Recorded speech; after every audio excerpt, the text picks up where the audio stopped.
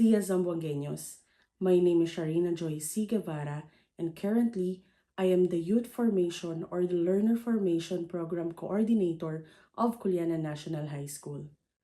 I am also the Executive Director of I Can Make a Difference. It is a youth-led and non-profit organization who are social change makers dedicated to raise awareness on inclusive education, health, and environment.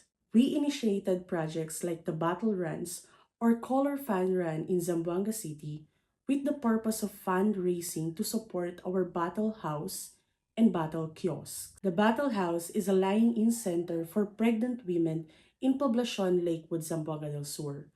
While the Battle Kiosk is located in Iab Elementary School, it is a learning hub for students. I was selected by the Supreme Student Government Officers of Culiana National High School to be their advisor for 3 consecutive school years.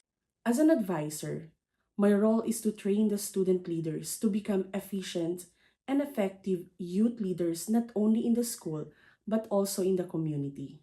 We created the program called Culianista Cares and Ayuda Culianista to help students not only in Culiana National High School but also in other schools during the pandemic. Then we created a joint project called Ayuda Zamboangueños to extend help for typhoon victims in the Philippines. My main project as an SSG advisor was the Project Salbasa, where we initiate whole school community approach to our adapted community in Muslim village, Pasobolong, and we encourage the out-of-school youth, the children, to participate in the community development activities. As a leader, it is important to inspire passion and motivation to the team, which led to sustainable projects and success.